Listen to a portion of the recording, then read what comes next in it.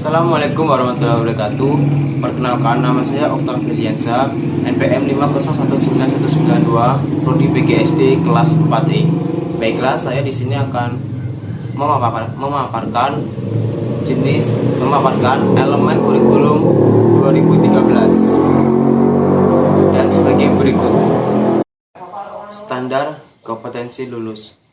Pengertian standar kompetensi lulus adalah suatu kriteria yang mengenai kualifikasi kemampuan lulusan yang mencakup sikap, pengetahuan, dan keterampilan.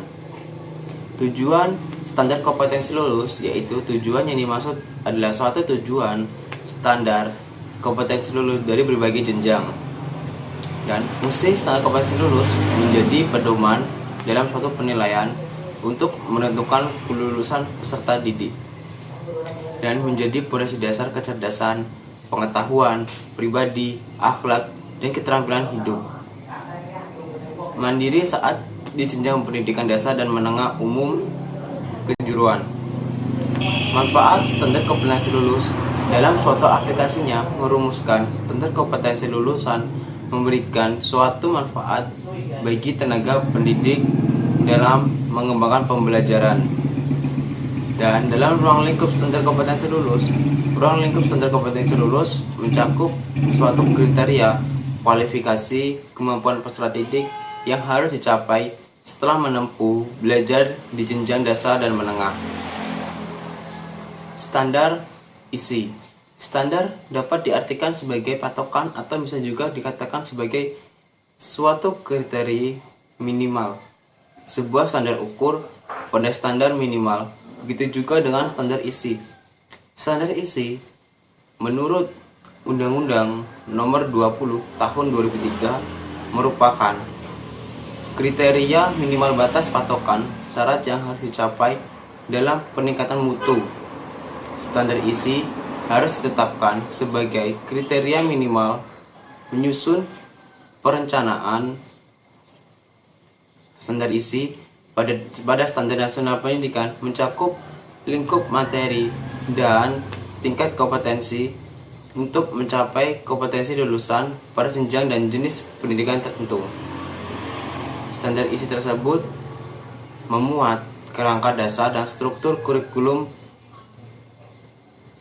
beban belajar, kurikulum tingkat satuan pendidikan, dan kalender pendidikan akademik, kurikulum untuk jenis pendidikan umum, kejuruan, dan khusus pada jenjang pendidikan dasar dan menengah, terdiri atas sebuah kelompok mata pembelajaran agama dan akhlak mulia, kelompok mata pembelajaran agama dan akhlak mulia untuk membentuk pendidik untuk menjadi manusia yang beriman dan bertakwa kepada Tuhan Yang Maha Esa serta berakhlak mulia.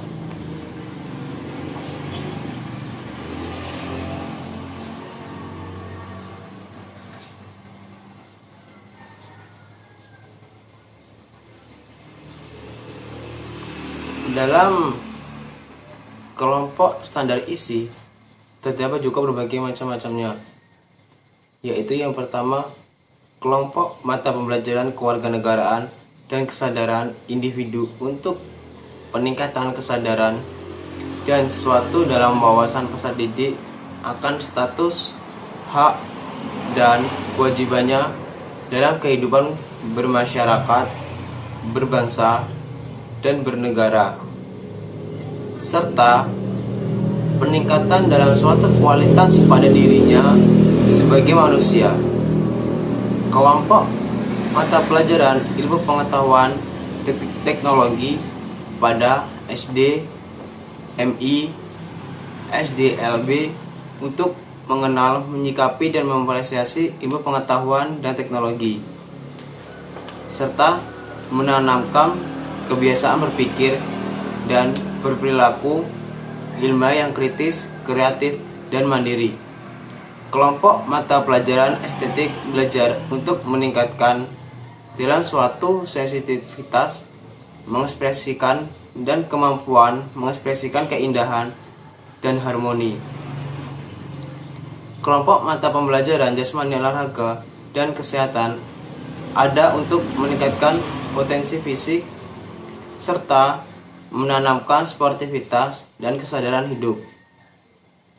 Sehat beban belajar dirumuskan dalam bentuk satuan waktu yang dibutuhkan oleh peserta didik untuk mengikuti dalam suatu program pembelajaran melalui sistem tatap muka.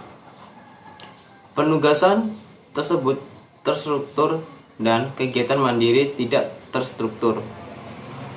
Kalender dalam pendidikan yaitu suatu pengaturan waktu untuk kegiatan pembelajaran peserta didik selama 1 tahun dalam satu ajaran yang mencakup permulaan tahun pelajaran, yaitu minggu efektif belajar, waktu pembelajaran efektif, dan hari libur. Sekian video dari saya. Bila ada salah, saya mohon maaf. Saya akhiri. Wassalamualaikum warahmatullahi wabarakatuh.